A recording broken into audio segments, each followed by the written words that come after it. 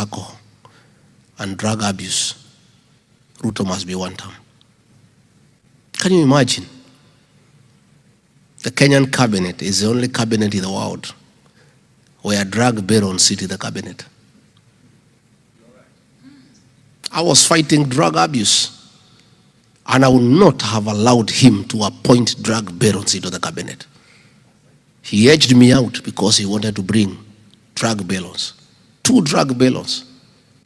Even they cannot come to the United States. You know them. 2 of them.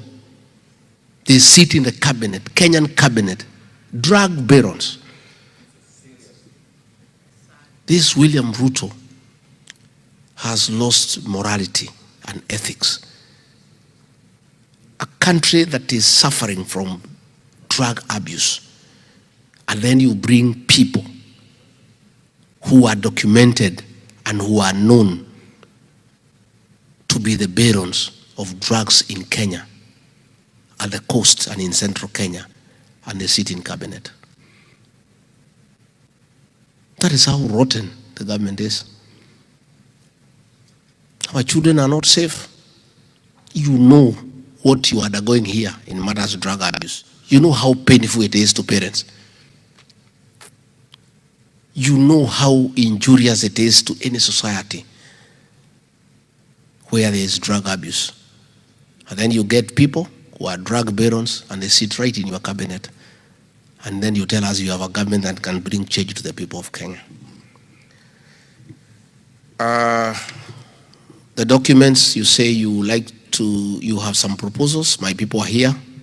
We'll organize with you how I get them. And we'll be able to study them and do what we can now. But eventually, when we form government, we may not be able to do much now. There is 1 or 2 people we can talk to. But if it's something that works well, we'll integrate it in our manifesto so that it becomes part of our working document. Choti Jr., it's true. Haiti. I disagreed from the word go.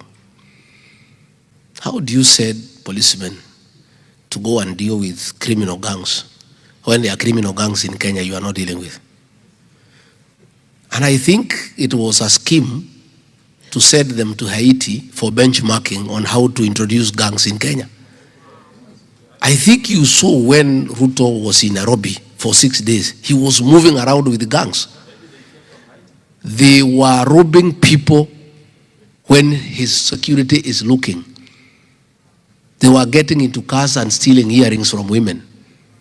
They were even being very mannerless and touching our women on the breasts and the thighs.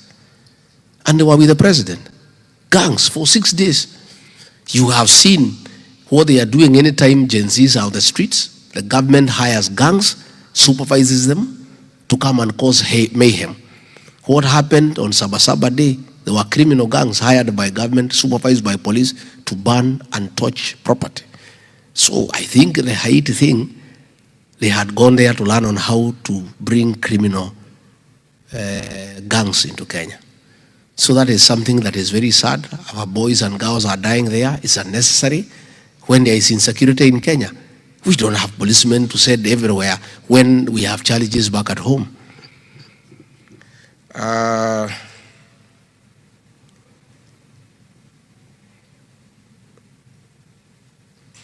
Finally, the issue of developers is true. I know you people have undergone many challenges when you are trying to build homes and you send money to people. They con you. Sometimes you want to buy a plot, you find you bought air. Sindio? Sometimes even your own relatives have conned you. Unamtumia pesa akujengee nyumba, anapiga ya jirani anakuambia ni yako. There are those challenges. It's something we'll work on how we agree to have a few farms that are certified by government with guarantees and insurances that when you said your money, they do what you have agreed. We'll work on it. That is something between ourselves and yourselves. We'll agree on how it works best so that we get people who can be able to help people who are